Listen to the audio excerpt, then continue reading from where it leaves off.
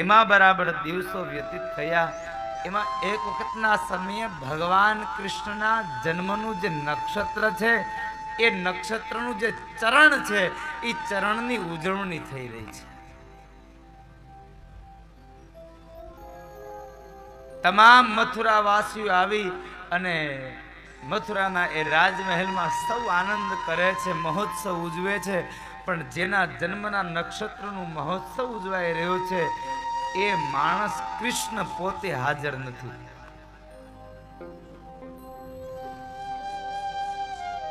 કૃષ્ણ નથી હાજર. ક્યાં હશે?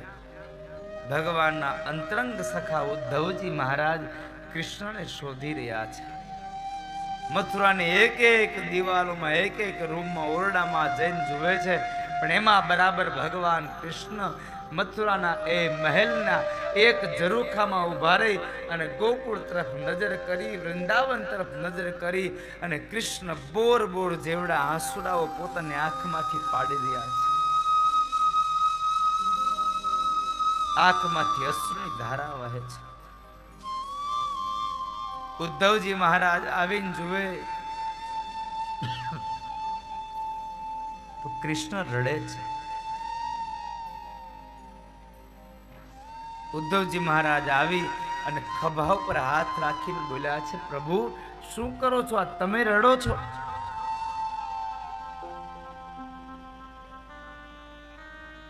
અને ત્યારે ભગવાન બોલ્યા છે, ઉદ્ધવ હું રડતો નથી, મને કોઈક રડાવે છે. અરે પ્રભુ કોણ તમને રડાવે આ જગતમાં?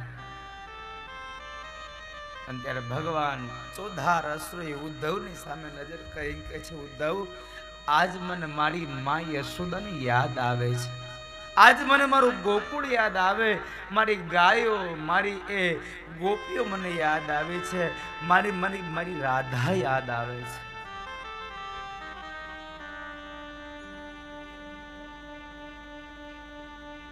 ભાગવતકાર કહે છે, જ્યારે જ્યારે પણ ભગવાનને માં યાદ આવી ત્યારે કૃષ્ણ રડ્યા છે. એટલું નહીં, એક વખતનો તો ભાગવતનો પ્રસંગ છે.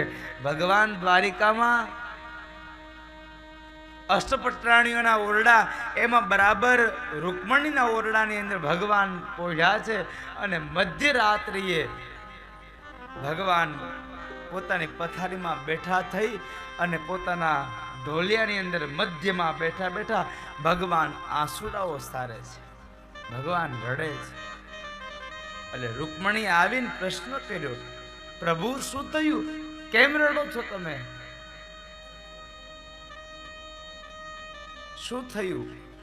અને ત્યારે ભગવાન બોલ્યા છે, રૂકમણી આજ મને મારી યશોદા યાદ આવે છે, મારી માં મને યાદ આવે છે. જ્યારે જ્યારે ભગવાનને માં યાદ આવીને ત્યારે કૃષ્ણ રડ્યા છે. કારણ માનો પ્રેમ મેળવવા માટે તો કૃષ્ણ માણસ બનીને આવ્યો હતો, મનુષ્ય બનીને આવ્યા હતા. એટલે તો ગોવાળિયો બનીને આવ્યો સાહેબ. કારણ માનો પ્રેમ મેળવવા માટે સ્વાર્થ હતો, એટલે સાહેબ એ કૃષ્ણ ગોવાળ પણ બન્યો માનો પ્રેમ મેળવવા માટે. એટલે કવિને લખવું પડે છે.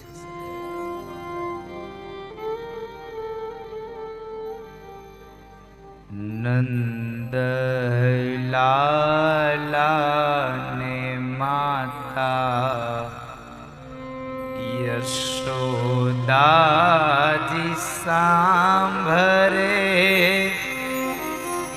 મમતાની મૂર્તિ મારી રહી ગઈ ગોકુળમાં.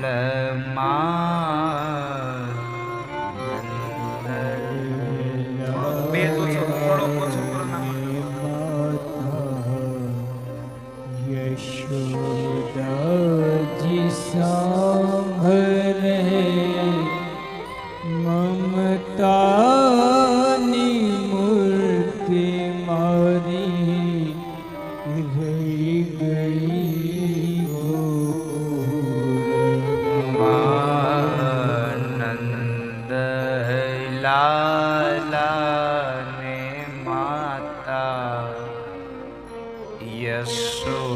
યશોદાજી સાંભરે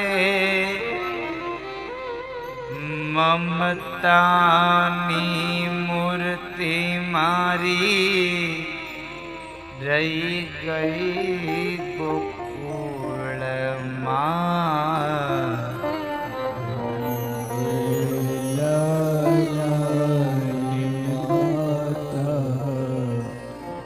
યશોદાજી સાંભરે મમતાની મૂર્તિ મારી રહી ગઈ ગોકુળમાં. હીરા માણેકના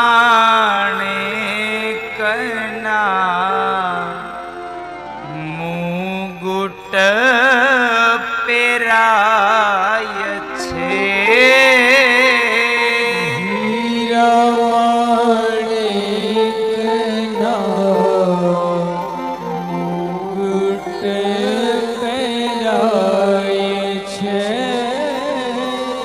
હીરા માણેકના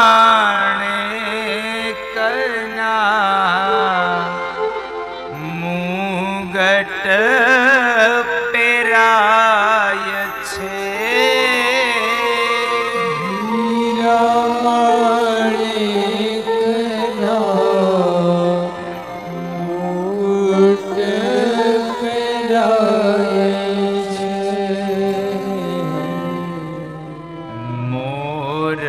પીછ પાઘ મારી રહી ગઈ ગોકુળમાં. મોર પીછ પાઘ મારી રહી ગઈ ગોકુળમાં. નંદ લાલાને માતા યશોદાજી સાંભરે મમતાની મૂર્તિ મારી રહી ગઈ ગોકુળમાં.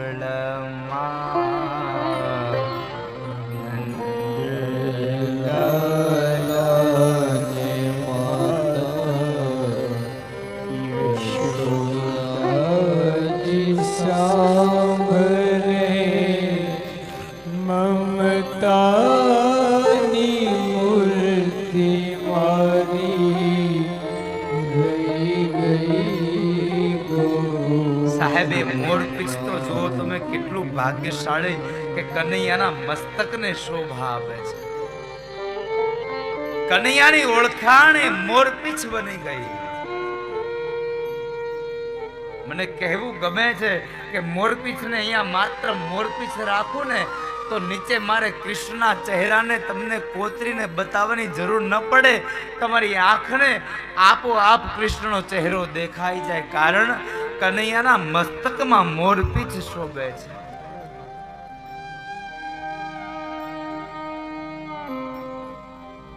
મોરપીંછને પડેલું જોઈ અને હે જગતના લોકો, એમ ન વિચારશો કે આજુબાજુમાં ક્યાંક મોરલાઓ હશે. મોરપીંછને પડેલું જોઈ અને એવું ન વિચારશો કે આજુબાજુમાં મોરલાઓ હશે. ક્યાંક બની શકે કૃષ્ણ પણ આસપાસમાં જ ક્યાંક હશે. એના મસ્તકમાંથી પણ પડ્યું હોય. બની શકે કૃષ્ણ પણ હોઈ શકે છે.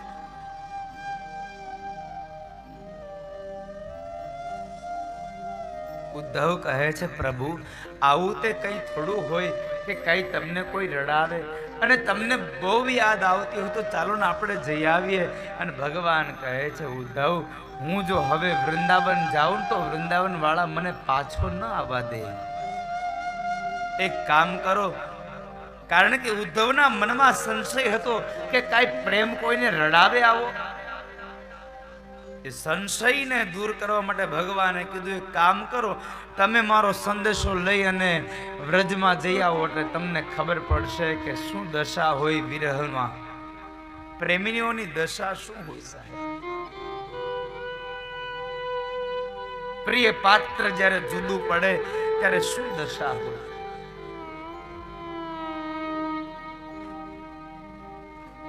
એટલે એ સમય ઉદ્ધવજી મહારાજ આવે છે, જ્યાં વ્રજ વૃંદાવનમાં આવે છે. એને તો નંદ બાબાનું ઘર જોયું નથી, એટલે વૃંદાવનની વાડીઓમાં આવે ત્યાં ગોપીઓ સામે મળે છે. કારણ કે રથને આવેલો જોયો ને, એટલે ગોપીઓને એક જ આશા હતી કે અમારો કૃષ્ણ આવ્યો, અમારો કૃષ્ણ આવ્યો. બધી ગોપીઓ દોડતી આવે છે, અને જ્યાં આવીને જોવે ને તો કૃષ્ણ નહીં, આ તો કોઈક બીજો અજાણ્યો પુરુષ હતો. ગોપીઓને પ્રશ્ન કર્યો છે, ગોપીઓ, નંદ યશોદાનું ઘર ક્યાં છે? એક ગોપીએ પ્રશ્ન કર્યો, મહેમાન લાગો, બારગામથી આવો છો? હા, હું મથુરાથી આવું છું. મથુરાથી આવું છું શબ્દ સાંભળ્યા ને આખું ગોપીઓનું ટોળું હતું, એમાંથી છેલ્લેથી એક ગોપી બોલી કે હજી મથુરા વાળાને શું બાકી રહી ગયું છે? તે અહીં પાછા વ્રજમાં કંઈક લેવા આવ્યા. એક તો ક્રૂર આવ્યો તો અમારા કૃષ્ણને લઈ ગયો છે. અક્રૂરજી મહારાજને ગોપીઓએ ક્રૂર કીધા છે.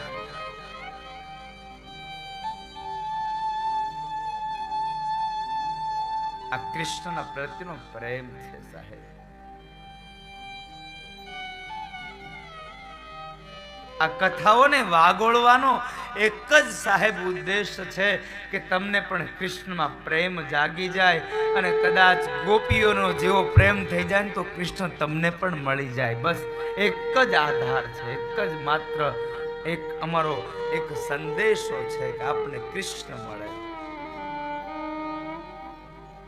કારણ કે ભગવાને દરેક જીવાત્માને એક વચન આપ્યું છે કે જન્મથી લઈ અને મૃત્યુ સુધીમાં હું તને એક વખત તારા ઓરડે આવીશ, તારા દરવાજે આવીશ, તારું બારણું ખટખટાવીશ, તું ઓળખી લેજે.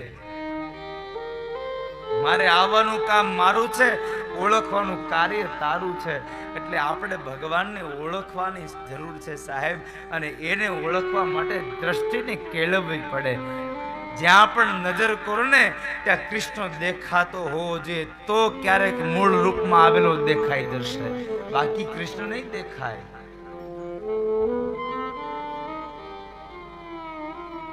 કારણ કે માણસની દ્રષ્ટિ ન હોય એટલા માટે. શાસ્ત્રોક્ત વિધિ વિધાન પ્રમાણે જ્યારે મંદિરનું નિર્માણ થાય ને તો અનેક સ્તંભો હોય એમાં. તો અમુક માણા જાય ને તો એ નકરા સ્તંભ જ દેખાય. હવે આટલા બધા થાંભલા વાળું હું મંદિર બનાવ્યું હશે? કારણ એની નજર સ્તંભમાં છે. અને કોઈક માણસ અનેક સ્તંભોની વચ્ચે જાય અને કદાચ મંદિરના બારણા બંધ હોય ને તો બાર ઊભો ઊભો એ ભગવાનની મૂર્તિને નજરથી નિહાળી શકતો હોય, કારણ એની નજર કૃષ્ણમાં છે. એટલા માટે માણસના નજરની જરૂર છે. નજર વગરની કૃષ્ણની ઝાંખી નહીં થાય છે.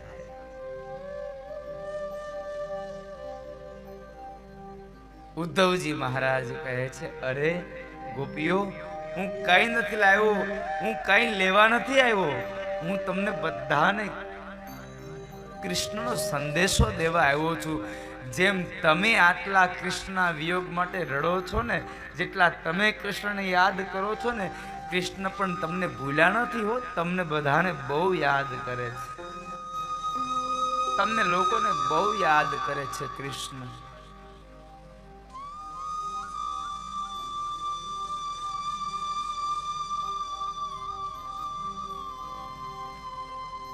મને બતાવો ને